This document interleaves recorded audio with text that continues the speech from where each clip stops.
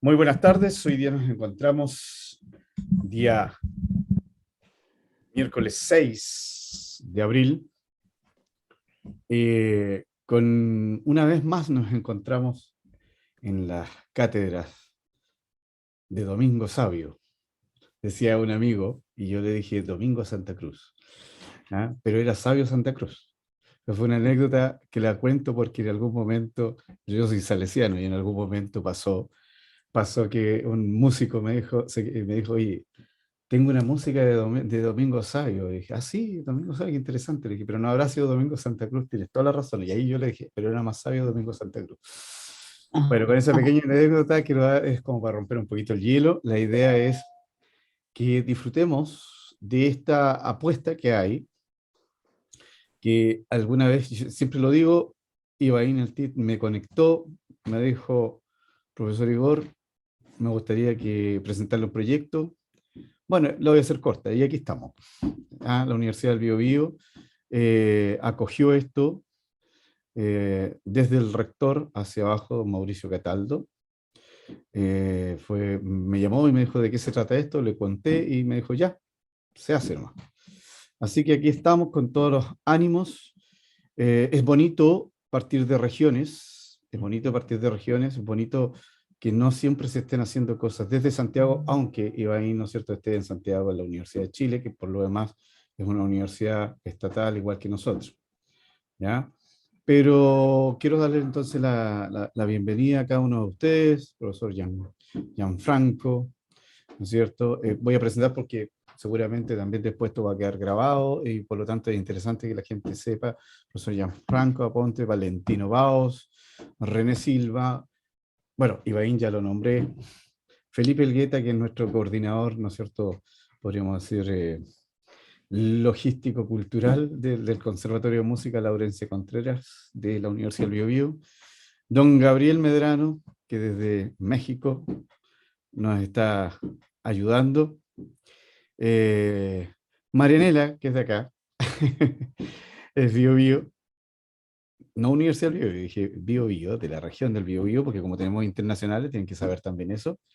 Y Cristian Quesada, que está en los bandos, en el mando técnico arriba, que gracias a él vamos a ir funcionando. Quien les habla, Igor Concha, director del Conservatorio de Música, Laurencia Contreras Lema de la Universidad del Biobío. Dicho sea de paso, desde la época de Domingo, desde la época de los grandes, toda una persona, toda una mujer que vivió toda esa historia de grandes músicos de Chile. El pase para usted, don Ibaín. sí, sumarme primero a agradecer al doctor Mauricio Cataldo Monsalve, rector de esta universidad, porque creo que efectivamente sin su apoyo y por supuesto por mediación del profesor Igor Contra no sería posible que nos reuniéramos acá o que estuviéramos también conversando y dialogando a partir de Domingo como un pretexto, y digo un pretexto en un sentido sano, ¿no? Traer como no solamente al presente, sino que Carmen Luisa Letelier, consejera de esta Sociedad de Folclore Chileno de Premio Nacional, dice que Domingo representa todo el andamiaje de la música chilena. Y yo comparto un poco esa teoría, ¿no? Por lo menos en términos institucionales, ¿no? Que hubo acá que era una gran cantidad de entidades, entre ellas la que yo presido, fue creada por Santa Cruz, Oreste Plat, Cora Bindov, María Luisa Sepúlveda, sin olvidarnos que el mundo también se construye entre hombres y mujeres, y no desde un solo lado, ¿no? Pues bien, el sentido de esta cátedra es un poco rendir homenaje a los 70 años del Premio Nacional de Artes Musicales que Domingo obtuvo en 1951, Premio Nacional que no solamente no fue, o sea, fue muy celebrado en su tiempo por compositores como Alberto Ginastera en Argentina o Aaron Copland en, eh, en Estados Unidos, o Herminia Rascani, que era una gran pianista chilena también, en la época, Brunilda Carte, de nuevo, también para ir mencionando mujeres como corresponde.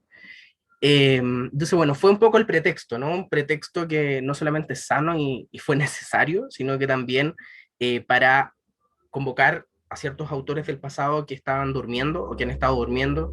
Estoy pensando, por ejemplo, en un Carlos Lavín, estoy pensando en un Armando Carvajal, que muchas veces se difunde como el padre de la orquesta chilena, pero también hay una composición detrás de él estoy pensando en una Carmela Maquena también, o estoy pensando en las nuevas apuestas del presente, estoy pensando en un Sebastián Errázuri, estoy pensando en Carlos Zamora Pérez, vicepresidente del Consejo de esta Sociedad de Folclore Chileno, o quien nos acompaña, por cierto, René Silva Ponce, ahora en Valdivia, ¿no? Valdiviano adoptado.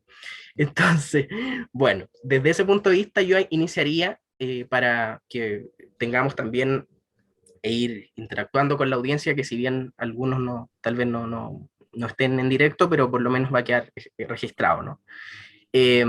Domingo decía el año 82 en una entrevista que él no está en contra del folclore. Para él eso no, el arte de masas, dice, no es nada malo. Dice que él nunca se ha opuesto a eso. Y dice más bien que está bien que eso salga, que él siempre ha sido partidario de aquello. El formato de esta cátedra Docta Domingo Santa Cruz también son estos festivales y concursos de música chilena que se regieron entre el 47 y el 69, ¿no? Con obras doctas con base folclórica.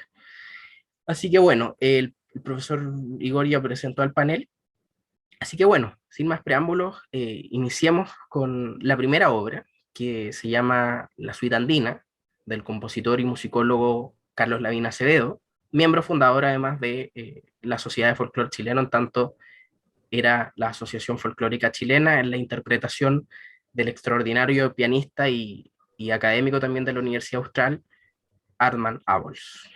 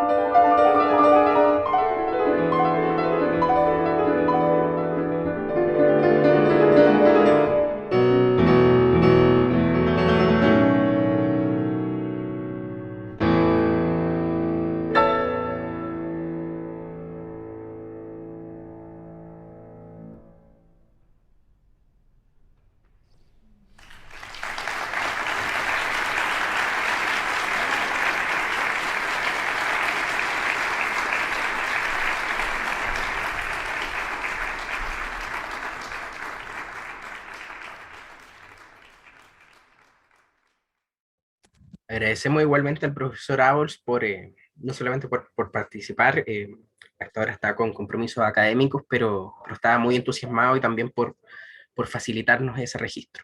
En los comentarios también está el etnomusicólogo, el profesor Gianfranco Daponte, está desde Italia, así que vamos a proceder a saludarlo, que además es académico titular de la Universidad de Tarapacá, en el norte grande, como diría aquel gran intelectual que era Andrés Sabela, y bueno, nuestro también querido amigo Valentino Baos desde allá, de la provincia de San Antonio, a propósito de regiones. Así que, profesor Daponte, sus comentarios y después Valentín. Bien, sí, bueno, desde la etnomusicología, conocer un poquito más al compositor. Buenas tardes a todos, sí, buenas noches para mí, pero buenas tardes a todos. Conocer un poquito más al compositor, o sea, poner un poco en contexto, ¿no? Si bien es cierto, yo no soy experto, bueno, eso me lo dirán ustedes, ¿no? Pero de acuerdo a mi experiencia musical, la obra, ¿no? Tiene algunos pasajes que si bien es cierto, responde mucho a algunos lenguajes, ¿no? Europeos de la época, algunos pasajes me parece un poco inspirado por el impresionismo, ¿no? Un poquito una obra un poco impresionista. Sin embargo, a pesar de que su nombre, ¿no? Dice nombre andino, ¿no? De esta obra, ¿no es cierto? Se enmarca en una búsqueda, ¿no? En una búsqueda latinoamericana de la época, a pesar de que en Chile esto empezó un poquito más tardío, ¿no? Pero más que nada justamente en los países andinos, hay una búsqueda mucho por lo que ellos llamaban, ¿no es cierto?, música aborigen, ¿no? En la época se llamaba así, ¿no? ¿Ya? Por esta búsqueda, esta inspiración vernácula, podríamos llamarlo de esta manera, ¿no? Por todo un movimiento indigenista, ¿no? El que pasó por los países andinos justamente por una explicación, ¿no? Los estudios de ahora hablan de una explicación de decir por qué perdimos la guerra del Pacífico, ¿no? Entonces la guerra del Pacífico se perdió por no integrar a estas poblaciones justamente a este sentimiento nacional. Y en esta integración, ¿no? De este indigenismo que viene desde las élites, ¿no?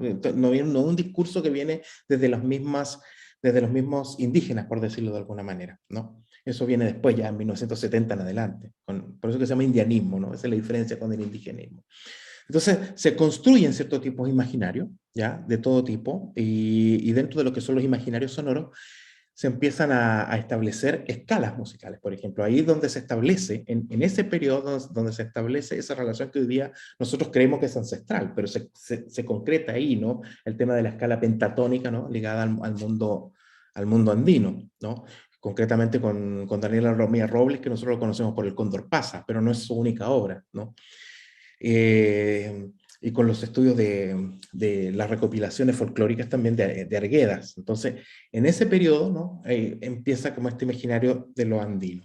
Ahora, Lavín, ¿no? Él, en esta búsqueda, ¿no es cierto? En esta búsqueda de lenguajes, se podría decir con su lenguaje europeo, además, ¿no? Él muy vinculado justamente, él vivió en Barcelona, él también estudió en Francia, él estudió en Alemania, por lo que recuerdo, él estudió con Hornbostel, o sea, estamos hablando de musicología comparada, como lo decimos nosotros, ¿no es cierto?, que son los estudios folclóricos, por decir duro, ¿no? Estos que van a terreno, graban en cilindros, ¿no? Y de ahí se inspiran. Y si bien es cierto, esta obra, si más no me equivoco, esta obra que acabamos de escuchar es una obra temprana ¿no? Del año 25, de 1925, si mal no me equivoco, pues si no me corrigen, pero más o menos por ahí, ¿ya? Es por decir, por eso su lenguaje, ¿no? Por decirlo así, más inspirado en Europa, ¿no? Que con estos sonidos más americanos. Después, cuando llega a los años 40, ¿no? A la Universidad de Chile, funda, ¿no? Si más no me equivoco, el Instituto de Investigaciones Folclóricas, ¿ya? Y comienza todo un trabajo de viajes etnográficos a terreno. Y ahí es donde Carlos Lavín, ¿no es cierto?, viaja concretamente a la fiesta de Andacollo, ¿cierto? Y empieza con este norte, que como hablábamos nosotros fuera de panel, recién se estaba culturalmente integrando al territorio nacional, ¿ya? Este era un norte desconocido, era un norte que la proyección folclórica, ¿no es cierto?, aún no asumía, ¿no es cierto?, como como chileno, por decirlo de alguna manera, ¿no? De hecho, justamente muchos comentarios que hizo Lavín cuando escribe, ¿no es cierto?, en el año 1950 salió el artículo publicado, ¿cierto? Habla de... Él hace una salvedad, ¿no? Esta música es más chilena y esta música es menos chilena, ¿no? La música de los bailes chunchos es música que se mueve en las escalas pentatónicas, arcaicas, andinas, por decirlo así. Entonces, es justamente él es donde está haciendo, ¿no es cierto?, donde está aplicando todos sus estudios de musicología comparada o estudios, ¿cierto?, folclóricos al acervo nacional, ¿ya? Y por lo tanto, claro, esta suite andina es una inspiración, ¿no? Se podría decir, pensándolo de un punto de vista más del impresionismo, por el lenguaje que a mí me parece, ¿cierto? Hacia las montañas, hacia los Andes, ¿ya? Específicamente no sé bien, porque no tuve la oportunidad de tener la partitura para hacer algo más profundo, pero bueno, mis colegas aquí, compositores, quizás podrán complementar algo más de lo que puedo decir desde ese punto de vista, ¿no? De lo que de la relación, ¿no?, que Carlos Lavín tiene o tuvo con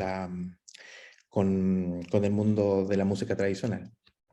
Yo aportaría dos cosas antes de darle el pase a Valentino, y creo que lo que usted dice respecto como a situar a Lavín en el espacio del norte es tremendamente acertado.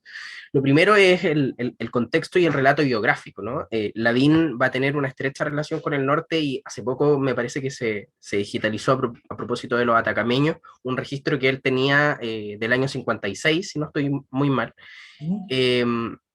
Entonces, siempre como que su vida, su historia va a estar muy ligada al trabajo de aquel mundo. De hecho, para nosotros como asociación folclórica en esos años, voy a decirlo en buen chileno, empieza a caer la escoba cuando Lavín se va. Pero muy curioso porque a Lavín, y esto no es una imaginación, sino que la persona que es como el hijo adoptivo de Lavín, que todavía está vivo, el historiador naval don Isidoro Vázquez de Acuña, que mandamos nuestros saludos para él, consejero de esta Sociedad Folclor Chileno, cuenta.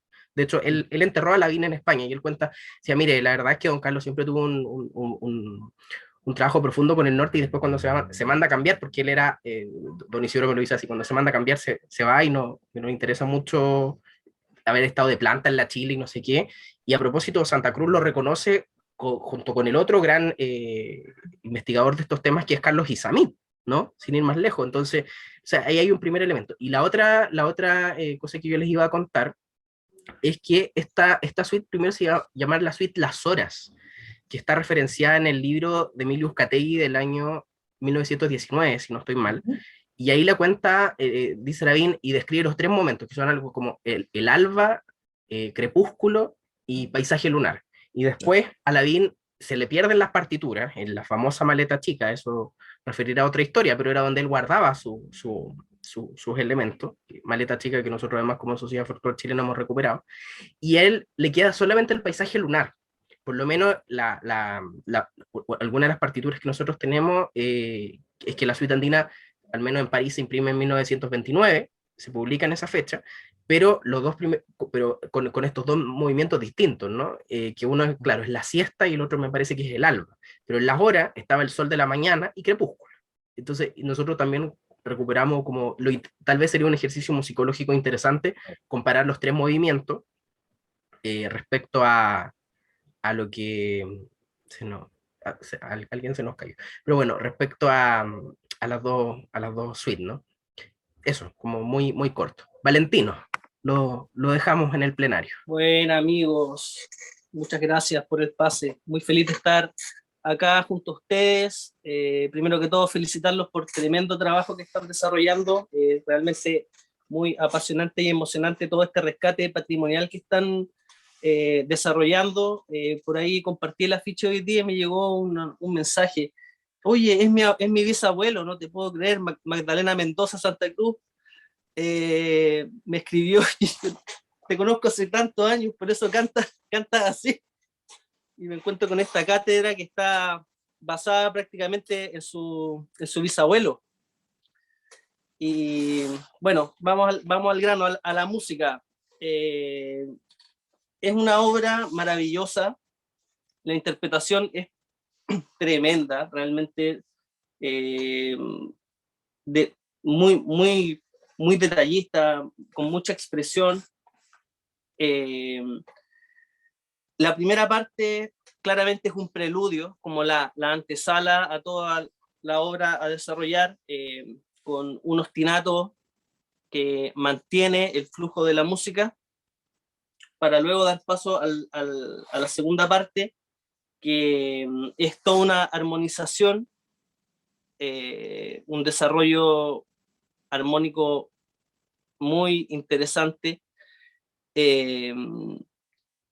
Y finalmente todo desencadena en este final que toma ya un aire como desde el impresionismo, ¿cierto? Como bien mencionaba el doctor anteriormente, a una cosa mucho más romántica, ¿cierto? Por ahí mucho arpegio, mucha densificación y una interpretación admirable. No sé qué más puedo comentar respecto a estos ámbitos que son un poco técnicos nada más. Creo que todo el complemento como histórico y contextualización le hizo el doctor anteriormente. Y eso desde mi participación acá en este conversatorio. No, pero está muy bien, agradecerte a ti. Ahora vamos a pasar igual a las obras de otro invitado que tenemos, pero primero queremos escuchar sus obras, ¿no? Para entrar en calor. Solo, Me- solo me- una cosita, disculpa sí, que te interrumpa. sí, Un poco, ¿no es cierto?, apoyando lo que recién decía el colega, eh, también hay que, quizás nos va a quedar en la incógnita, ¿cierto?, sobre cuál es la inspiración, ¿no?, de Lavín con esta suite andina, ¿no es cierto?, o con este, porque si más no recuerdo, en aquella época primaria, ¿no? Yo le puedo llamar así, en la década del 20, Lavín compuso muchas obras inspiradas en el mundo mapuche, ¿sí? Y yo, no sé, pensando que todavía, ¿no es cierto?, este norte de Chile, de hecho, el extremo norte de Chile aún no pertenecía a Chile, el plebiscito del año 29 todavía no se hacía. Quizás es un imaginario a estos Andes que están más relacionados, a estos Andes más mapuches, por decirlo así. Recordemos que nosotros hoy día decimos andino y se nos viene una región centroandina, ¿no? ¿Ya? Y nos imaginamos la música de ahí, ¿no? ¿Ya? Pero es por todo un tema etnohistórico, podríamos decirlo, que cuando hablamos de andino se desarrolla lo que es el centro del Perú, norte de Chile, eso, ¿no? Pero la inspiración y que viene justamente por que Carlos Lavín conocía muy bien el mundo mapuche. ¿Ya? Y viene quizás, ¿no? En esa parte de los Andes, ¿no? En esas montañas, en esos paisajes. Eso quería aportar. Sí, claro, de todas maneras, representar también lo andino desde el piano también es tremendo desafío, Claro. porque ya es un instrumento que te condiciona sonoramente a una estética en particular de la música, pero sin embargo, igual él logra contextualizar con sus tres movimientos, Claro. logra aún que tú te imagines eso. Traspasa. Traspasa. Sí, claro. A eso iba yo. no, totalmente, y además aportarles dos cosas. La primera, hay un miembro de la Asociación Folclórica que es Jorge Ribarren Charlín, que era el director del MUARCE, del Museo Arqueológico de Serena, que con Lavín se escriben bastantes cartas. Tal vez me refiero no tan múltiples, pero son muy largas como en su extensión. Y ahí le comenta a Lavín toda la cantidad de pueblos que recorre y qué sé yo, y se le pierde la maleta chica y todo el atado ese. Entonces, claro, efectivamente era un gran conocedor del norte. Y lo segundo es que también, como dice el profesor Daponte, nosotros estamos haciendo también como un proceso de reconstrucción o de rescate de las piezas de Lavín, y hay una que se llama Mitos Araucanos, que nosotros conversamos en algún momento con el profesor Luis Merino Montero, y el profe Merino, por lo menos lo que yo recuerdo que habíamos hablado, no tenía como certeza de que la pieza se haya tocado. Eso como que es tremendamente simbólico, porque claro, Lavín, y de hecho ya desde 1919 en ese libro que comentábamos de Uzcategui, de este sabio ecuatoriano, él va a decir que Lavín se preocupa más de hacer investigación que en realidad de componer.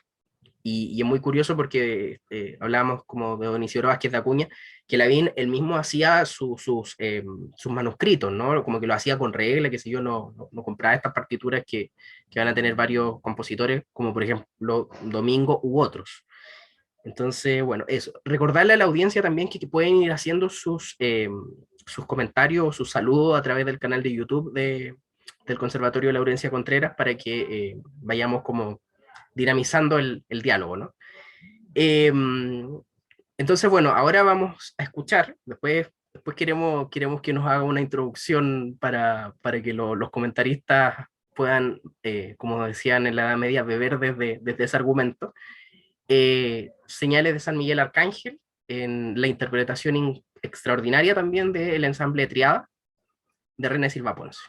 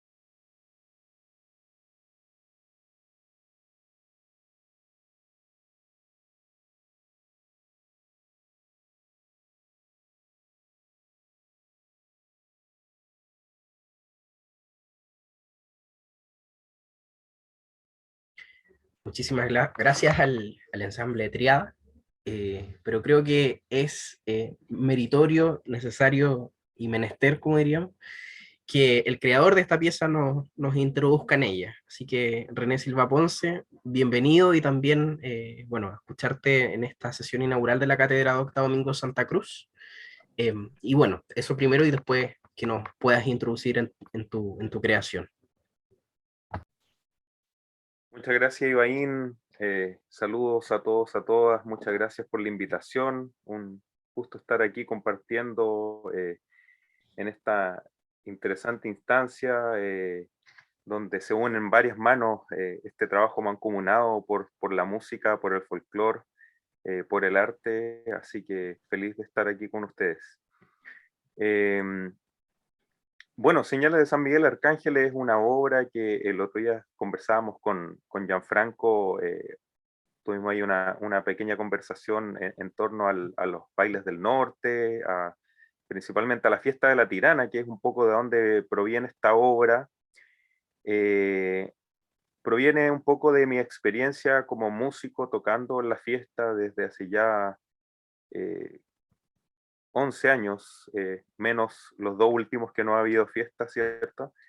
Y la experiencia de viajar a esta maravillosa fiesta del Norte Grande, donde como músico he tenido la oportunidad de vivenciar desde dentro cosas o situaciones, experiencias que uno a veces cuando anda como investigador, que también lo hice años antes de tocar en la fiesta, o como visitante, promesante, o no sé, simplemente asistiendo a la fiesta, uno no tiene oportunidad a veces de conocer, y justamente en el primer año que me tocó ir a la fiesta de la Tirana como músico, en el año 2011, me sentí muy estremecido por un ritual que tiene el baile, con el que toco, el baile de morenos chilenos de la Florida, que aprovecho a saludar también, quienes siguen un antiguo ritual de los bailes salitreros, que es de pasar a saludar a San Miguel, a una pequeña imagen de San Miguel en el pueblo de Quillagua, un pueblo a orillas del río Loa, casi abandonado, con un río que llega ya muy delgadito, muy poquita agua,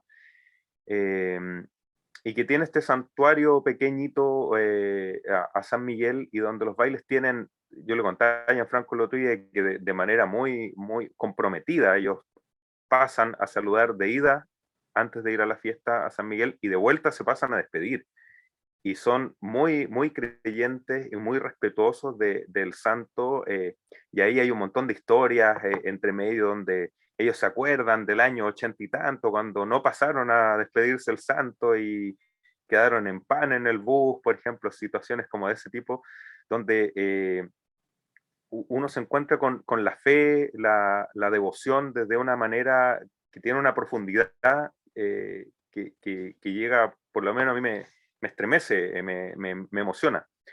Entonces, con esta obra yo quise un poco reflejar lo que implican las visitas de los bailes y bandas que pasan a saludar al santo, a este pueblo que está medio fantasmal durante el año, medio abandonado, en silencio, y que de repente en un momento aparece la luz, ¿cierto? Aparece el sonido, llegan los bailes a saludar al santo, y es un poco como el recorrido sonoro que yo quiero hacer con esta obra. Sí, además que es tremendamente, hay una relación como tuya, o por lo menos lo que a mí me traduce desde lo musicológico, desde lo literario, siendo todavía muy peregrino, muy aventurado en esas selvas, con el territorio, ¿no? O sea, después, bueno, más adelante en esta misma cátedra esperamos ver la otra, en otro ámbito, que es, por ejemplo, aquella pieza sobre el Cerro Chena, o no sé, lo que tiene que ver también con las ánimas del Baker, entonces allá en Aysén, pero respecto a lo tuyo siempre hay algo con la territorialidad o con el paisaje. Creo que eso sobre todo hoy son como contados también los creadores chilenos que puedan tener esa mirada, ¿no? Saludamos también a la profesora Lina Barrientos Pacheco, que nos envía sus cordiales saludos y felicitaciones desde La Serena. Así que vamos a estar con ella próximamente el 20 de abril. Profesor Daponte, ¿qué le interpretan a usted estas señales de San Miguel Arcángel? Bueno, muchas señales. Es una obra realmente muy bella. Ya, como decía recién mi amigo acá, René, habíamos conversado un poco de esta obra. Quizás por poner en contexto, ¿no? Porque lo que él expresa aquí es, como bien él mismo lo explicó, ¿no? Es la magia, ¿no? La magia que a uno le produce justamente cuando tú estás inmerso, ¿ya?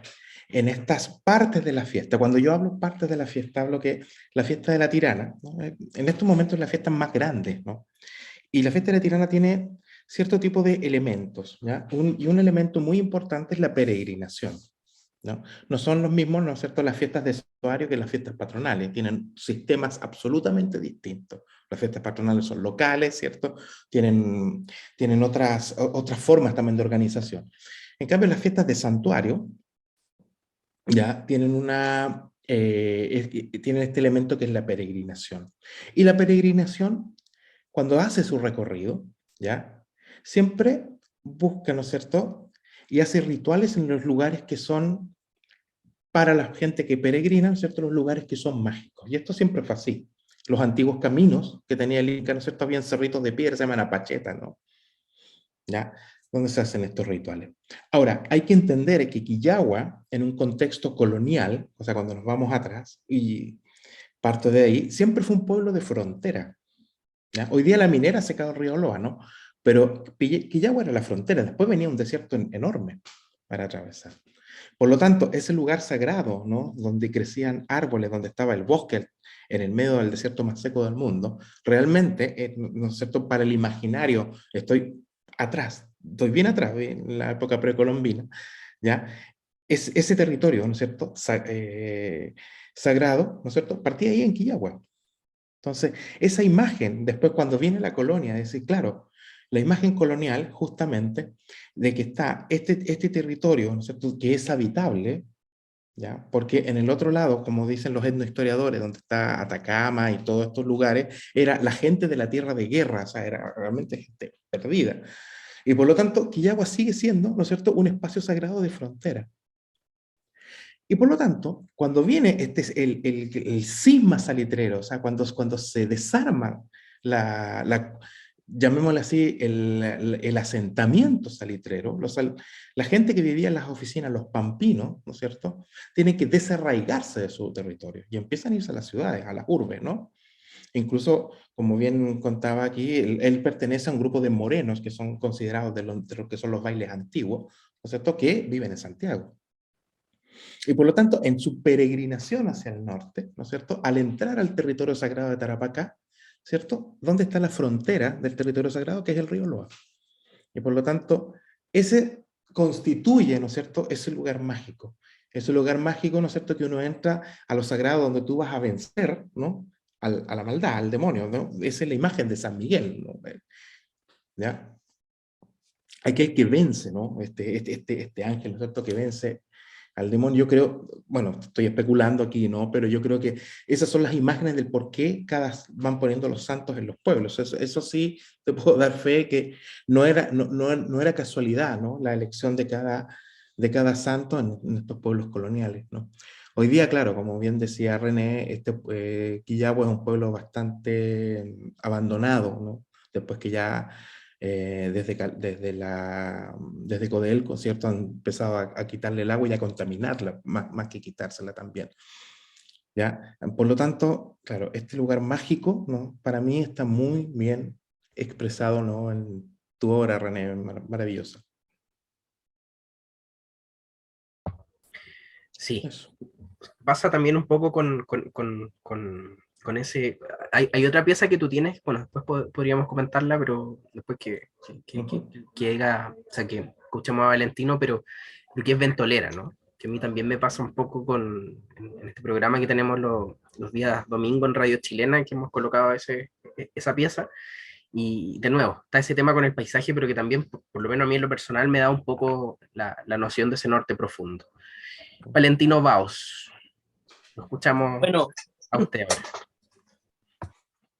hermosa obra.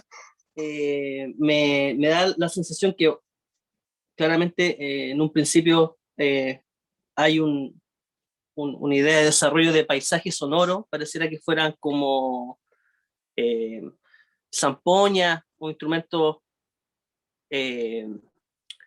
más folclóricos tocados, en este caso, en esta instrumentación que es tenor, alto, soprano. Bien, René, si no me equivoco, esa es la instrumentación de las flautas. Para Flauta luego ya bajo entrar también.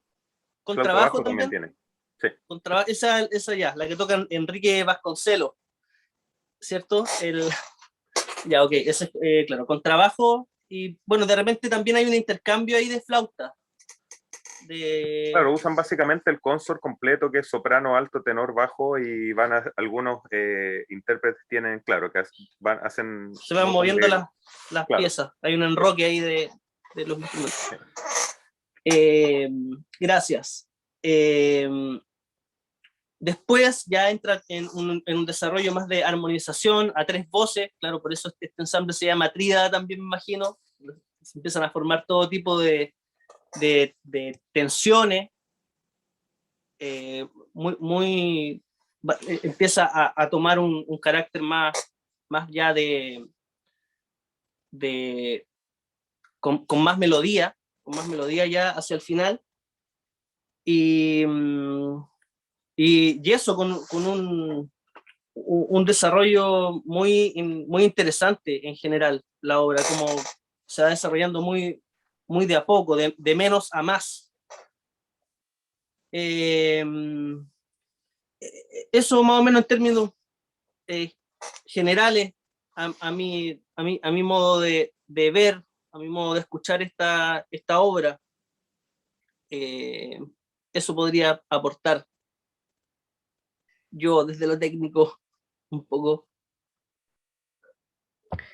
Sí, preguntarte, René, también respecto como bueno, tu opinión, por supuesto, de la pieza de Lavín, pero por ejemplo, si uno tuviera que comparar territorialmente o paisajísticamente en términos sonoros, ¿cuál dirías tú, por ejemplo, que es la diferencia entre tu pieza, o más bien, qué similitudes y diferencias, valga la redundancia, hay entre Suite Andina de Carlos Lavín y Señales de San Miguel Arcángel, que es tuya?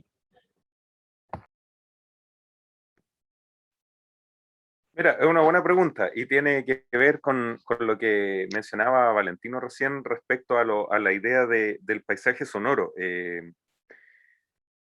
Bueno, coincido completamente con el análisis bien detallado que hizo Gianfranco también de la obra de Lavín respecto a estas apreciaciones sobre el lenguaje que utiliza, que claramente es un lenguaje o más post-romántico o impresionista, ¿cierto? Donde uno puede... y ahí interesante también la historia que contabas tú, Ivaín, sobre que esa no la conocía, sobre la obra, sobre los movimientos, el cambio de los movimientos, eso no tenía idea, y ahí me hace sentido que quizás algunas cosas, porque yo la primera vez que escuché la Suite Andina de Lavín, hice siempre un esfuerzo como por tratar de encontrar los elementos andinos. De encontrar un estilema o un ritmo, y a veces pareciera que están, y a veces pareciera que se funden, ¿cierto? Desaparecen un poco en este lenguaje más bien impresionista. Y que algo que también podría pasar en mi obra, ahí también puede haber una similitud, o sea, aparece un elemento, pero también de cierta forma yo lo hago desaparecer, lo fundo dentro de esta idea que, como decía Valentino, es como una obra que acude mucho a esto como del paisaje sonoro. Lo que decía, como que encontraba como una sonoridad como de repente como de tarcas, como es justamente la búsqueda que yo quise realizar. En ese sentido, una diferencia que tendría con la obra de Lavín es que mi obra, Señales, es una obra más que acude más directamente al sonido puro, al sonido así, y esa es la manera en que yo lo relaciono con el norte, con los instrumentos del norte, los instrumentos precolombinos, ya instrumentos que no eran temperados originalmente. Entonces, también hay una búsqueda ahí que yo voy como al sonido puro, al sonido, al ruido, podríamos decirlo también. La obra tiene mucho sonido de viento, sonidos eólicos que irrumpen. Y eso es un poco como lo que yo diría como la diferencia. Creo que con Lavín hay un parentesco muy grande en cuanto también al poner la bandera. O sea, la pieza Lavín, si bien está en otro lenguaje que es muy ad hoc a la década de 1920, pero que es muy relevante que en esa época se haya empezado a poner como la bandera de hacer música que tiene un ancla en Chile o en Latinoamérica. Eso yo lo encuentro muy valioso y que también es algo que yo busco con mi música, como generar esa ancla. Entonces, aunque parecieran que son obras muy, muy distintas, creo que tienen bastante en común, sobre todo en la búsqueda, en el compromiso con esas sonoridades. Y ahí obviamente los lenguajes exploran cosas diferentes. Lavín más desde la armonía, ¿cierto? Impresionista, y yo en mi caso, en esta obra, más desde el ruido. Sí, de hecho, te aporto como dato que uno de los primeros, creo que el primero por lo menos que tenemos registro, que es de 1915, en la revista Magazine, él habla de los impresionistas, ¿no? Y habla como de Francia, bueno, que él, por supuesto, me parece, no sé, sí, el profesor Daponte mencionó los estudios de Lavín, y claro, en Francia él estudió con Marcel Mauss, que era un gran investigador, y por supuesto toda la parte también composicional la va a estudiar en Alemania, con Henrik von Hofstede, y a propósito, por eso también tenía él tanta cercanía con Santa Cruz, porque Domingo sabemos, lo hemos abordado también con las nietas Jimena y Alejandra, y bueno, a propósito de lo que decía Valentino Magdalena, que sabemos que nos está viendo, le mandamos nuestro saludo, la bisnieta Magdalena Mendoza Santa Cruz, que Domingo siempre miró a Alemania, ¿no? Siempre miró a las vanguardias, bueno, Alemania, Francia, pero sobre todo Alemania. Entonces, por eso también con Lavín tenían por von Holtzfeld y todo eso esta cercanía, ¿no?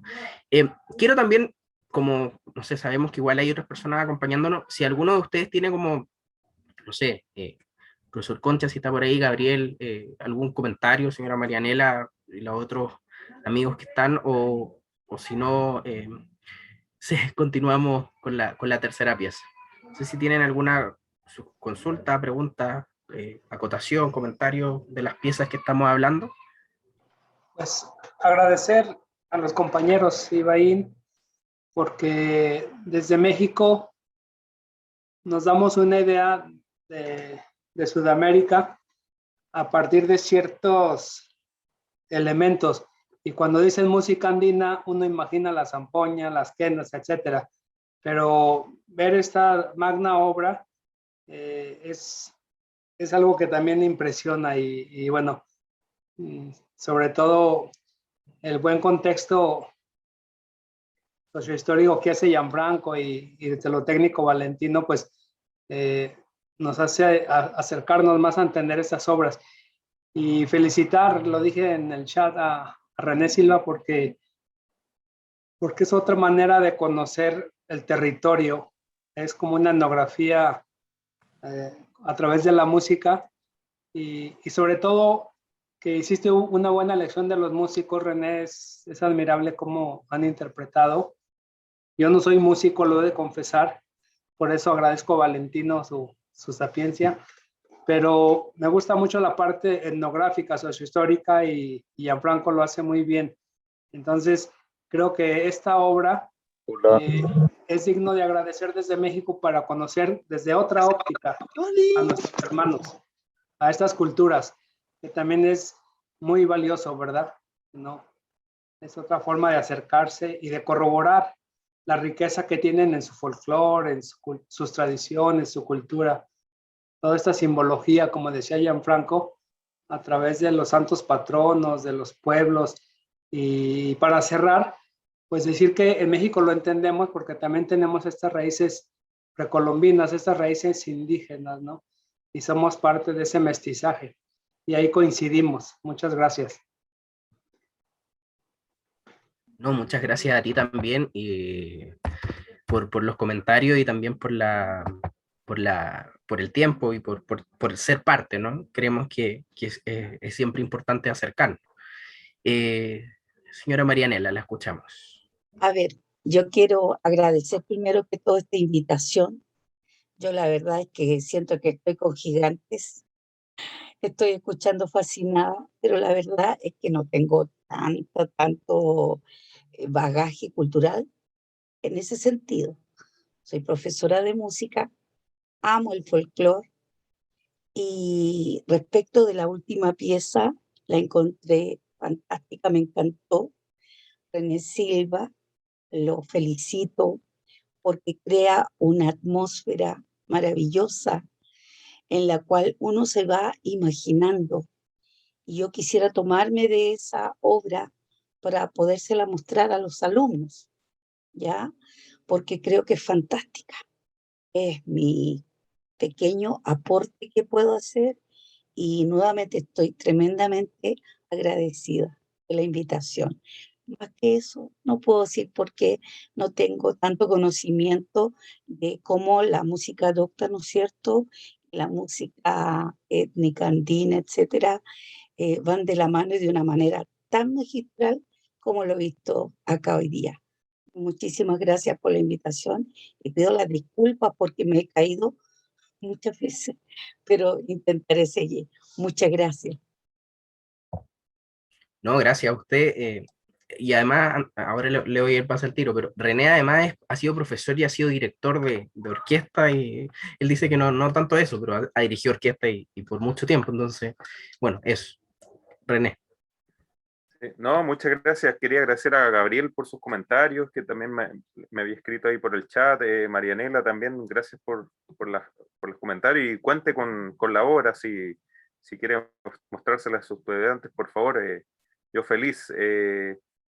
Y que bueno, me alegra mucho saber esto, que se percibe esta idea de como del paisaje sonoro, de las sonoridades, de que evocan, ¿cierto? Es un poco la búsqueda y bueno, también ahí destacar lo que decían la interpretación. También ahí aprovecho a saludar a los y las colegas del ensamble Triada que grabaron, es uno de los ensambles que ha grabado la obra y que hicieron un trabajo fantástico, son flautistas muy de un alto nivel y además excelentes personas con las cuales he tenido el gusto de trabajar, así que un saludo también para ellos y para ellas. René, déjame sumarme a esos saludos, por favor. Enrique Vasconcelos fue mi profe en el Liceo Experimental Artístico. Tengo muy buenos recuerdos de él. Así que topármelo aquí en esta hora tocando fue una muy linda sorpresa.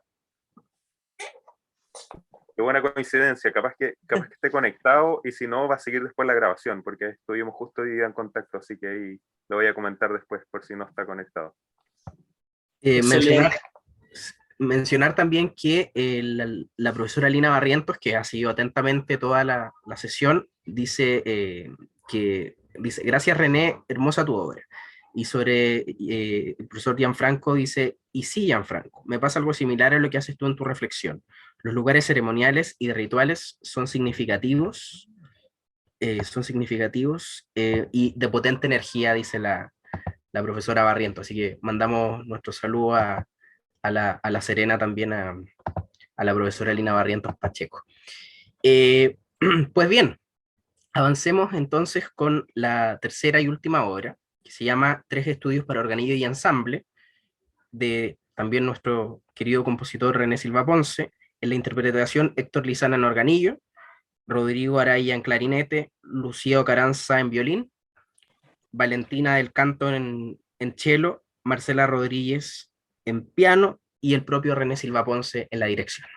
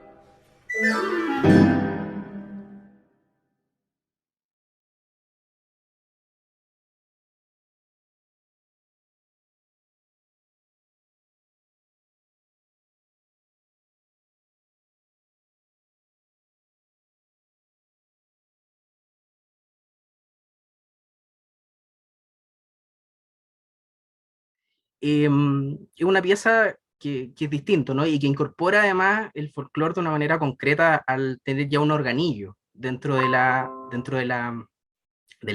creación propiamente tal, de la composición. Entonces, bueno, esta vez vamos a partir con Valentino y de ahí con el profesor Daponte. Bueno, esta obra, desde un principio, claramente como tú comentas sobre la instrumentación, ya como que me voló los sesos, por decirlo de alguna manera popular. Integrar, claro, el organillo, me imagino que eso lo tuvieron que escribir obviamente para el organillo. Ahí no sé cómo es el desarrollo de esa composición. ¿Se escribe desde el organillo o se escribe para el organillo? Eso bueno, eso lo podría contestar después René. Son estudios, claro, de nota larga en un principio con mucha sonoridad, mucho sonido, ya trémolos, frulatos, harto aire, ¿cierto? Que van completamente sincronizados con el organillo como lleva el tiempo, a pesar de que está la dirección, ¿cierto?, del compositor, él también en el fondo va desarrollando el tempo en el organillo. Bueno, ya en la segunda parte se libera un poco ya más el tema, bueno, de la armonía, es bien atonal, lo que o está basado en pocas notas y tiene sumatorias de otros colores y timbres, para luego ya después el tempo del organillo empezar a acelerarlo, ¿cierto? Empieza a acelerar, y ya se desencadena un poco más el ámbito melódico hacia el final de la obra, puesto que en un principio el desarrollo es más bien del timbre, ya el piano tocado desde las cuerdas, ¿cierto? Y eso más o menos en términos generales no es algo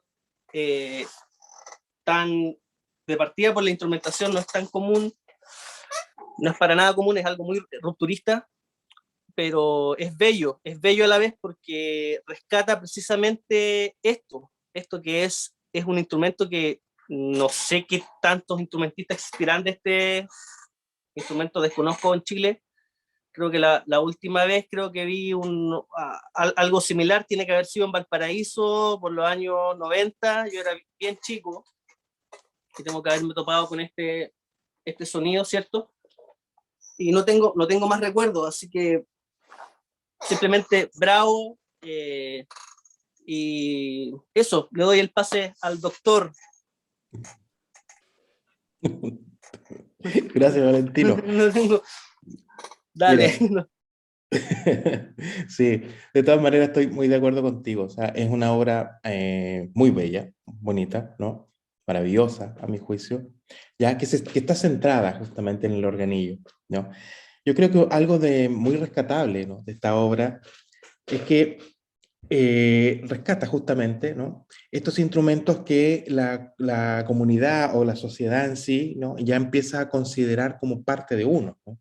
Lo que nosotros llamamos patrimonio, ¿no? Estamos viviendo tiempos de patrimonialización. O sea, nosotros, las sociedades en general, ¿cierto?, ya empiezan a poner en valor justamente, ¿no?, algo que los identifica, algo que los transforma en cierta manera identidad. Y como tú hablabas recién, el organillo, ¿no?, hace parte de la identidad popular de lo que es el Santiago y Valparaíso, ¿no? A veces van junto con el chinchinero, ya, pero bueno, pero en este caso, esos timbres, ¿no?, esa sonoridad que te da el organillo te lleva y te transporta y generalmente te crea imágenes mágicas, ¿no? Cuando suena el organillo, a mí se me viene de chico, ¿no?, la fiesta cívica, por ejemplo.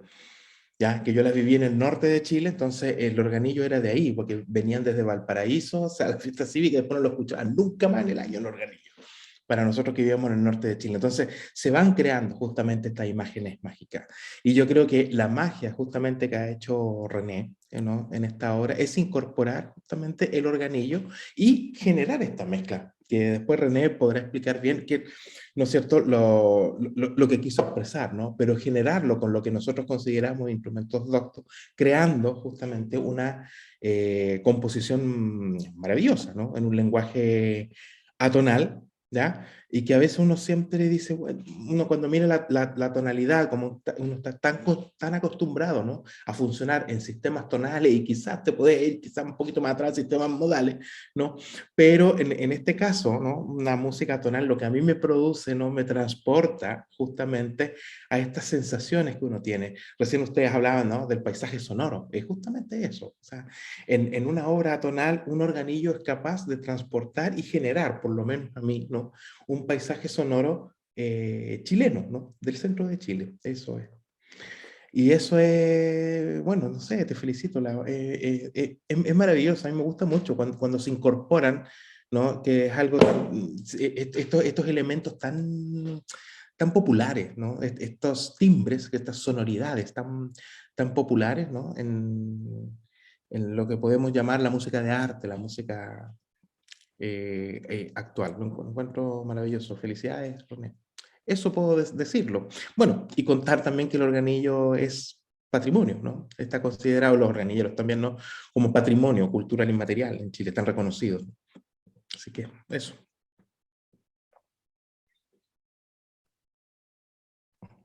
Sí, agradecer a los comentarios de ambos. René, ¿tú quieres comentar algo de la pieza? Y bueno, contextualizarlo un poco, que es dentro de estas búsquedas que he estado realizando, un poco lo que decía Ibaín antes, obras que tengo que recorren un poco sonoridades del norte, otras del sur, es un poco el trabajo que yo he tratado de realizar siempre desde la composición, generar vínculos, generar redes, diálogos con nuestras músicas.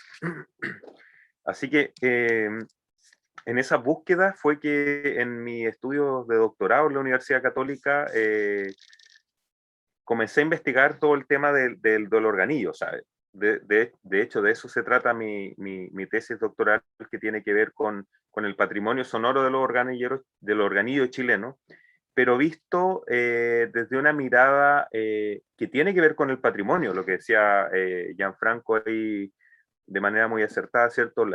Son tesoros humanos vivos los organilleros, pero sin embargo, en esta idea de patrimonialización que existe con el organillo, también yo detecto algunas pequeñas contradicciones o grandes contradicciones, como por ejemplo que hay organilleros que, si bien son nombrados como tesoros humanos vivos, pero hoy en día aún tienen problemas para tocar en el espacio público.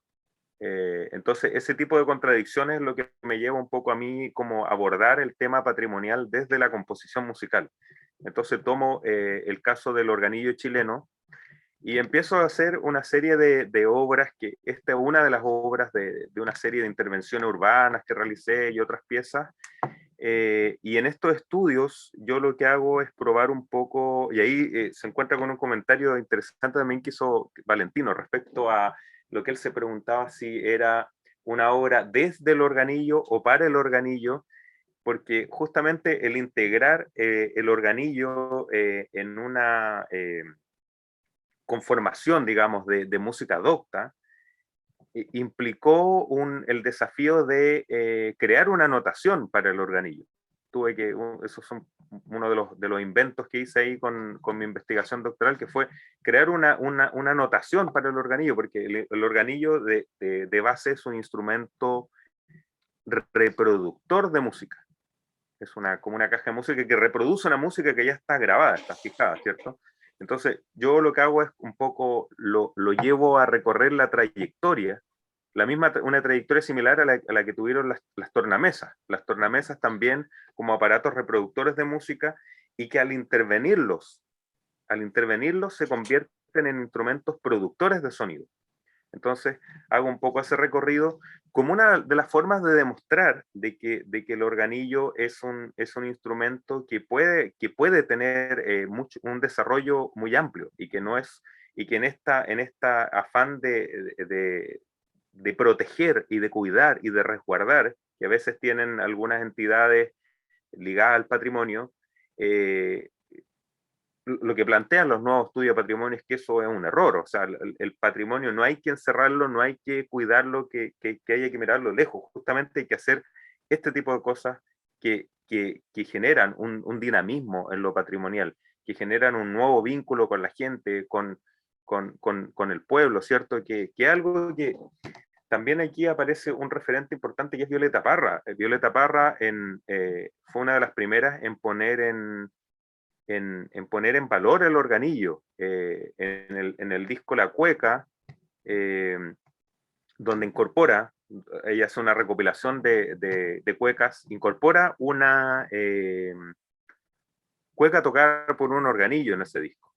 Y Violeta Parra invita a un organillero a tocar al Salón de Honor de la Universidad de Chile para el lanzamiento del disco. Lo cual, por ahí hay unos escritos de Isabel Parra que creo que hizo mucha interferencia ahí en el mundo académico. Esto de llevar un organillo, un instrumento de la calle, ¿cierto? Llevarlo al espacio académico, al espacio formal.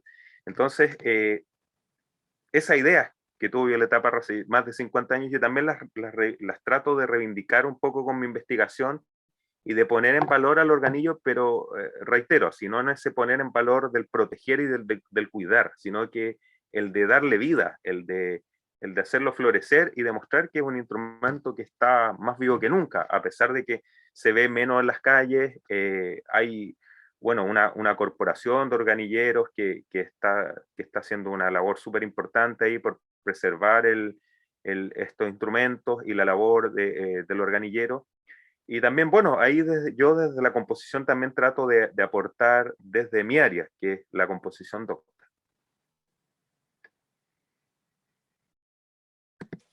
Wow.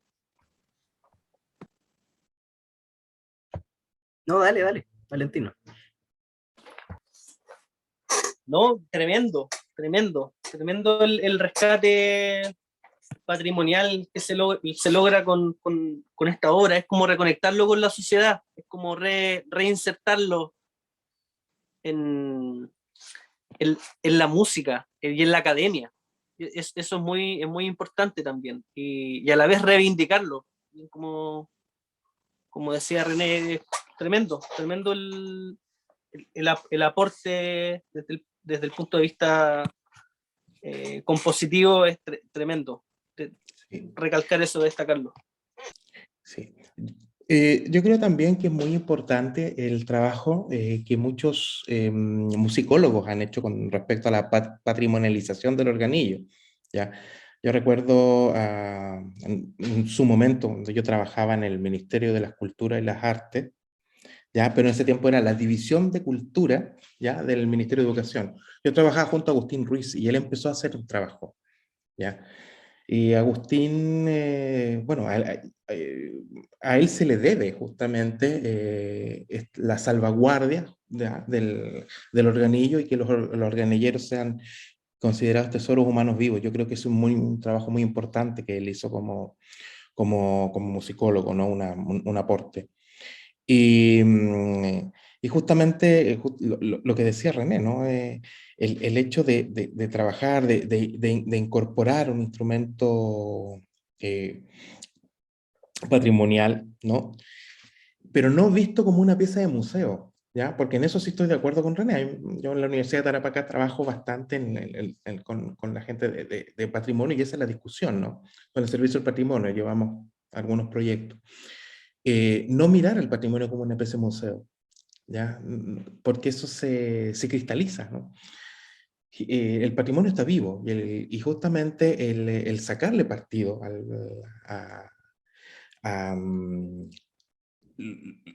lo actualiza, ¿no? Hace que la gente lo use y lo sienta suyo, ¿ya? Y no como algo como intocable, algo que hay que mirarlo, pero ya pasó, ¿ya? Eso es lo que a nosotros nos pasa en el norte de Chile con el cachimbo, ¿no? Cuando se representa un cachimbo del 1900. Y el problema que hay con la juventud de ahora, que no quiere bailarlo, ¿por qué? Porque es una danza como del 1900, eso ya pasó, ¿ya?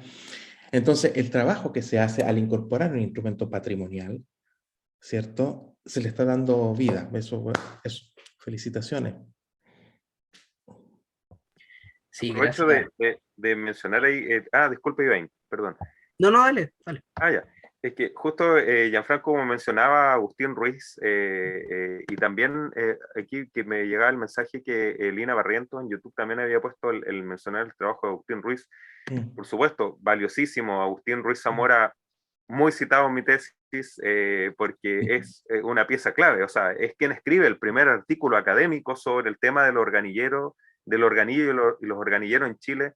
Es en año 2001, artículo que está ahí disponible online en la revista Resonancias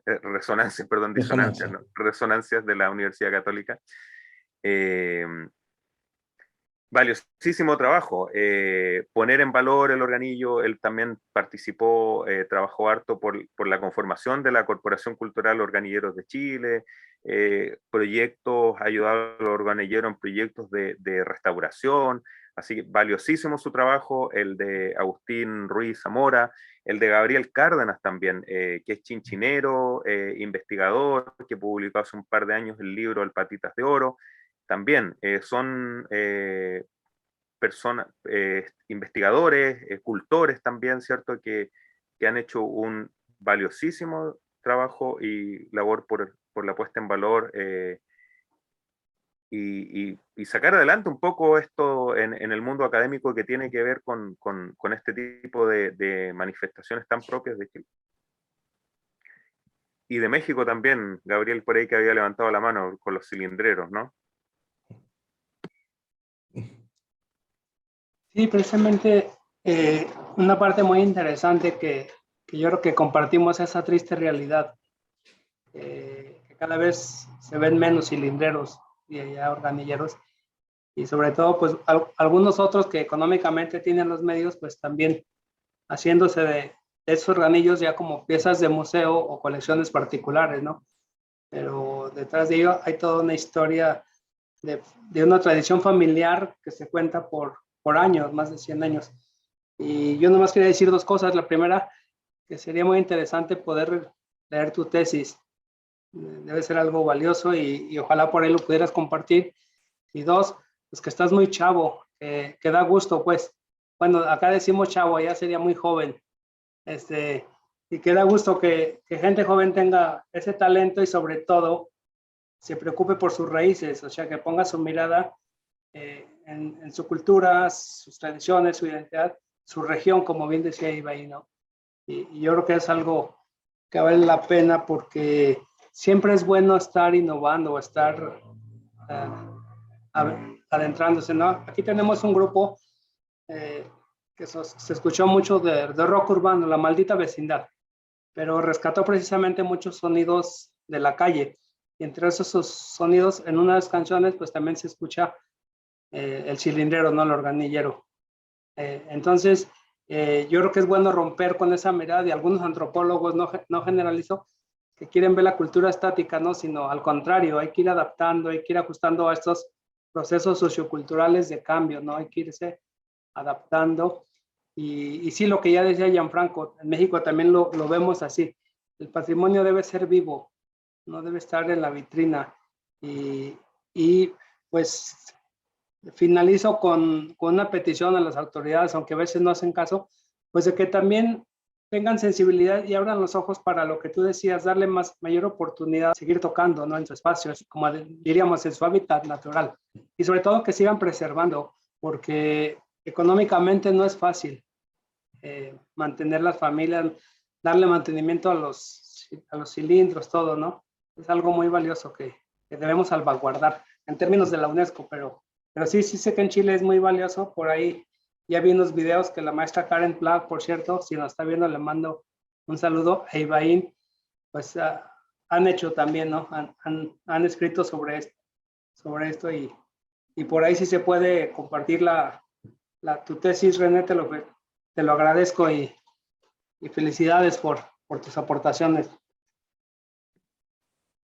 Gracias, Gabriel. Ahí después con Ibaín posiblemente la puedo compartir. Todavía está inédita porque la entregué, es una tesis que está entregada y estoy esperando mi examen, así que todavía no está publicada, pero una vez que esté ahí ya publicada en el repositorio de la Universidad Católica, con Ibaín ahí se las puedo difundir o a través de la misma cátedra quizás. Así que una cosa, perdón Iván, que aprovecho también de agradecer ahí que Felipe estaba copiando ahí algunos comentarios de YouTube. Agradezco ahí a la maestra Carmen Luisa Letelier por sus saludos, también a Ociel Vega, un gran colega también, que también puso unas felicitaciones y interesante lo que pone Ociel, ahí también un poco lo que hablamos, como habla sobre volver a un pasado, un tiempo en infancia, ¿cierto? Dice, es uno de los propósitos del arte, transformar pasado en presente, no solo hacer un acto de memoria, es resignificarlo. Y eso es un poco el sentido de estos estudios que aprovecho de adelantar que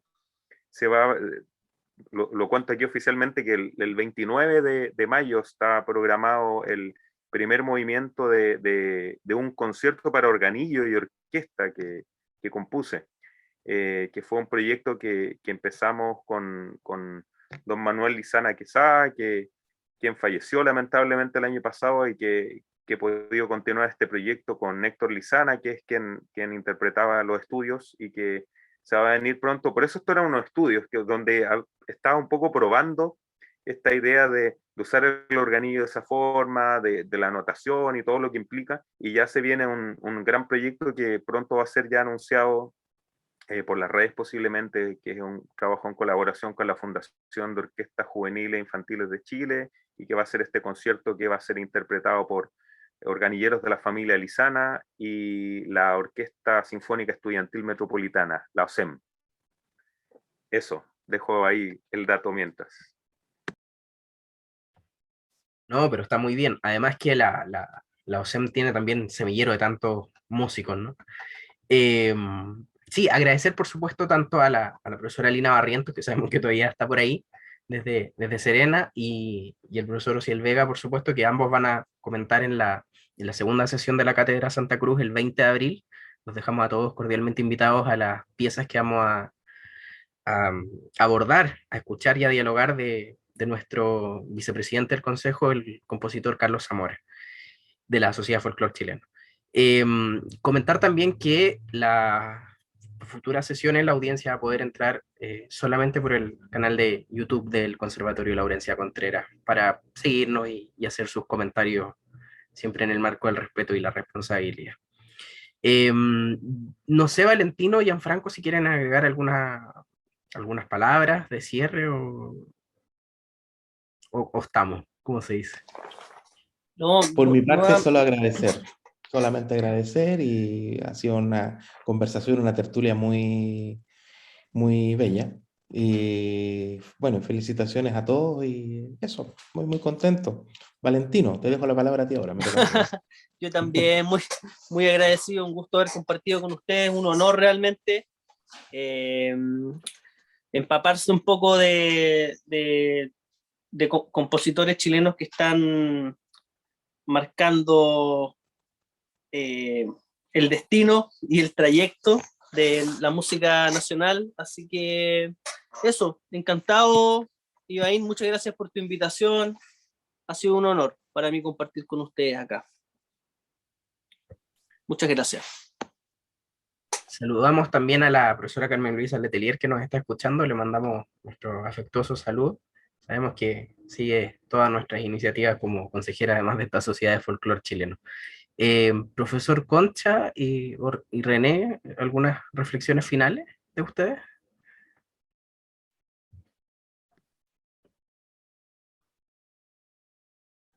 ¿No? Sí, es que parece que el profesor Está silenciado. hablando, pero está silenciado, sí.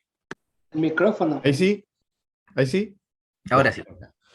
Que estaba diciendo que mientras escuchaba a René, bueno, las tres composiciones, pero las dos de él y la anterior, lo que pasa es que aquí me pasa bien curioso, ¿ah? Ustedes no conocen el lugar donde estamos nosotros. Estamos en un lugar bien estratégico universitariamente hablando, estratégico juvenilmente hablando, porque está lleno de pubs aquí afuera.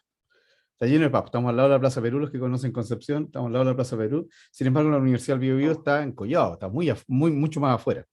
¿Por qué lo comento? Porque aquí he tenido la oportunidad, a pesar de que tú escuchas todo el tiempo la música comercial, obviamente. Está en el ¿Ya? barrio bohemio. Claro, claro. ¿Qué ocurre? Que me he encontrado con sorpresas que de repente se han instalado aquí, afuera, chinchineros, por ejemplo. ¿Ya? No es a menudo, pero sí, si lo pensamos, digamos, en esta realidad actual, y más encima en lo que les acabo de contar de ambientación que tenemos, nos encontramos con chinchineros, me he encontrado con... hoy día justamente crucé una foto y me acordé de este tipo de actividad que estábamos desarrollando, también de un afilador de cuchillos, ¿ya? Y entonces yo digo, ¿cómo se cruzan dos sociedades? O sea, vivimos en una misma, pero desde el punto de vista de las generaciones, de las experiencias, y es tan rico, y esto se está produciendo en música. O sea, felicito a René porque él ha hecho un trabajo interesantísimo de justamente lo que estoy hablando, de eso de que yo miro, me emociono, mientras al otro le está dando la música comercial al frente, pero que han sido respetuosos, ¿ah? Porque yo personalmente he hablado con los encargados de los locales y yo les digo, por favor, si de repente hay una actividad de algún artista especial, o nosotros mismos cuando estamos en clases, de repente nos pueden bajar un poquito el volumen porque es demasiado, porque empiezan a competir entre ellos, quién pone el reggaetón más fuerte o quién pone, ¿no es cierto?, no sé, cualquier estilo popular y comercial, pero me ha llamado la atención de que lo han respetado. Y entonces yo decía, me estaba imaginando una obra loca en donde estaba de fondo esta música comercial y estaba un chinchinero, por ejemplo, o me imaginaba si llegara a aparecer un organillero. Y es un poco lo que hace René, por supuesto, guardando toda la proporción, René, no es que te esté comparando en eso, pero el mundo de la cruza, fíjense lo que voy a decir, de la música docta, no me gusta llamarla clásica, la música docta o de estudio superior, si quieras, nosotros los que estudiamos, de repente nos arrojamos un poquito ese tema del estudio superior, es del estudio nomás, ¿ya? Pero sí la música docta con las raíces. A veces folclóricos, separando justamente, y Gianfranco me puede, ¿no es cierto? Con toda prestancia me va a decir lo mismo, pero una cosa es el folclore que se cruza, y cuando hablamos de la Violeta Parra, cuando hablamos de otros tantos recopiladores folclóricos, y lo cruzamos con lo docto, pero también cuando nos cruzamos con lo que es de la música étnica, ¿ya? Ojo que ejemplos en Europa, en los países nórdicos son tremendos, ¿no es cierto? Donde se nos confunde un poco es con el tema de Europa, de la Europa de Italia, de Alemania, pues se nos confunde porque de ahí vienen los principales maestros de la música occidental, ¿ya? Pero también aparecen los Volkslieder, ¿no es cierto? Por ejemplo, por algo se llaman canciones folclóricas, que las adaptó Schubert, Schumann y todo eso. Pero acá es una maravilla y vuelvo a insistir en las felicitaciones a René porque se producen este tipo de cosas muy valiosas. Tú no sabes quizás la proyección que estás haciendo. Y no estoy hablando de cuántos discos va a vender, no estoy hablando de cuántas veces se va a tocar, estoy hablando de la proyección en el futuro de la música chilena, ¿ya? O de la música latinoamericana. Los mexicanos, ya que está Gabriela aquí, los mexicanos tienen una cantidad de compositores que se han basado en los ritmos, o sea, Chávez, por nombrar alguno, ¿no? Brasil, ¿no es cierto? Argentina, yo estoy cantando la Flor de Argentina, estoy estudiando la Flor de Argentina de Guastavino, perdón, me pongo a cantar y me pongo a pensar en el poema que estoy cantando y me estoy imaginando, ¿no es cierto?, las achiras coloradas y me estoy imaginando, ¿no es cierto?, la flor del aguapé, etcétera. Y afortunadamente conozco Argentina y me imagino que estoy en Argentina, ¿ya? Ahora, esto me imagino que estoy en Chile, me imagino que estoy en el norte, eso es fantástico, así que quería cerrar con eso antes de lo que es cerrar la actividad propiamente tal. ¿Ah? Los dejé ahí que todos hablaran y era súper importante y yo aprendo cualquier cantidad, me encanta esto, ¿ya? Así que eso es respecto de la temática. Lo otro sí, reiterar lo que dice Ibaín, que las próximas sesiones los vamos a hacer porque para que no ocurran este tipo de cosas de repente, no, nos ha tocado suave, hemos tenido situaciones mucho más incómodas en otros Zoom por ahí, así que afortunadamente estamos favorecidos hoy día, no fue tanto. Así que vamos a restringir, y por qué es bueno saberlo, porque cualquiera de ustedes después puede ser invitado dentro del Zoom o fuera del Zoom, pero no se trata de la calidad, y ya que nos están escuchando también en YouTube, ¿no es cierto? No se trata de la calidad del invitado, estamos hablando de que es mejor que los que participan en el conversatorio, por así decirlo, estén dentro del Zoom, y en YouTube la gente puede hacer el chat y así no se producen este tipo de cosas, ¿ya? De todas maneras, Cristian, nuestro capo técnico, va a dejarlo en privado un poco, y lo voy a decir al tiro, porque si se encuentran con que desapareció un poquito el link en YouTube, de aquí a mañana Cristian lo va a limpiar y va a arreglar los momentos, digamos, que se interrumpieron, y va a quedar después para que ustedes puedan escuchar esto, ¿ya? Así que de manera limpia, por así decirlo. Agradezco, Ibaín, una vez más tu empeño, mi pulga en la oreja, porque es una vez al día por lo menos que salude Ibaín. pero es muy simpático. Así que eso. Y saludo a Carmen Luisa, porque yo sé que está escuchando ahí. Le tengo una deuda ahí de poder comunicarme con ella. Eso nomás. No, gracias a usted, el sentimiento es mutuo. Y además que para Santa Cruz, a propósito del título de esta cátedra, la región del Biobío siempre fue tremendamente importante. Entiendo, no, es una cosa que siendo súper responsable me voy a dedicar a explorar, pero entiendo que con Laurencia Contreras tuvieron más de algún encuentro positivo. Y eso ya estamos trabajando en ese libro que se llama La obra folclórica de Domingo Santa Cruz, donde vamos a dedicar, por supuesto, un capítulo a su relación con la señora Laurencia. Es un interesante trabajo, te lo comento. Lamentablemente falleció hace muy poco don Sergio Oces, padre de casi todo el clan de las Oces, Virna Oces, Valja Oces, todas las Oces que fueron alumnas de Laurencia Contreras. Y él escribió todas las historias. Por lo demás, los invito a que de repente, si tienen la oportunidad de ver la obra de teatro que se hizo aquí en Teatro Bio Bio, pero que anda rotando, un experimento que se hizo entre Laurencia Contreras y ahí está el libretista, se me olvida el nombre, Felipe se podrá acordar la libretista, pero era un experimento de una obra de teatro que simultáneamente a través de las redes estaba la Laurencia en Concepción conversando con su partner en Santiago, y se hacía justamente con en la Universidad Católica. Así que más allá de ella se llama la obra, efectivamente, con Isidora Aguirre.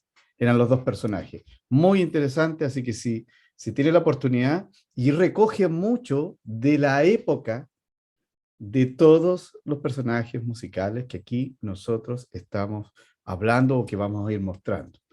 Y un saludo a Carlos Zamora, que fue compañero mío en la universidad, así somos muy amigos. Así que eso. Sí, el profesor Carlos Sepúlveda, que también hace clases en el Instituto Alejandro Rivera Díaz, que también don Alejandro fue miembro nuestro de la Asociación Folclórica, está conectado, él está invitado y todo. Así que ahí también yo creo que René me va a estar pidiendo el correo tuyo porque ha causado furor la obra del organillo y está muy bien. A propósito, sabemos que si no nos está viendo ahora nos va a ver después a Héctor Lizana, que también es consejero nuestro. Lo fue don Manuel y bueno, tristemente quien falleció, y también don Héctor, el patriarca, pero bueno, seguimos con Héctor Lizana, el hijo. Así que desde mi punto de vista también agradecido. Reiterar, como dijimos, los agradecimientos. La señora Mauricia Saavedra también manda su saludo desde la región del Maule, así que le mandamos también nuestro saludo. Estuvo en el foro inaugural de la Cátedra Santa Cruz en noviembre, el 18 de noviembre del 2021. Tremenda labor también que ya hace respecto al rescate de las cantoras campesinas al interior de la región del Maule. Sin más preámbulos, bueno, reiterar, los dejamos invitados para el 20 de abril a las 18 horas por el canal de YouTube del Conservatorio Laurencia Contreras, donde vamos a estar analizando las obras de Carlos Zamora Pérez, y por supuesto con los comentarios de la etnomusicóloga y profesora Lina Pacheco, o sea, Lina Barrientos Pacheco, de la Universidad de La Serena, y el profesor Ociel Vega, quien es profesor de música y editor musical, como él también señala. Ahí vamos a tener como distintos puntos de vista, pero es muy interesante porque los tres me señalaban que nunca han estado, valga la redundancia, los tres comentando y dialogando las obras de Zamora. Así que va a ser un espacio tremendamente atractivo e interesante, y además que Carlos nos va a estar acompañando desde Inglaterra. Súper. Darles a todos ustedes las gracias, los esperamos, y con esto damos por concluida la primera sesión de la Cátedra Adopta Domingo Santa Cruz. Sigan nuestro YouTube, ahí pueden ver más del Conservatorio de Música. Hay muchas cápsulas que quedaron muy bonitas de pandémicas, así que los invito a que participen de mirar, compartir, hecho por nuestros propios alumnos desde la casa. Por ahí hasta salgo cantando justamente Amanecer de Bianchi. Así que eso. Y lo último, dar las gracias, por supuesto, a René Silva Ponce, al profesor Gianfranco da Ponte desde Italia, y a nuestro querido Valentino Baos, también desde la provincia de San Antonio, bueno, y René desde Valdivia. Así que ha sido todo demasiado regional, pero como corresponde. Que Gianfranco llegue a Toscana bien y sano. Un abrazo para todos y que tengan una muy buena noche.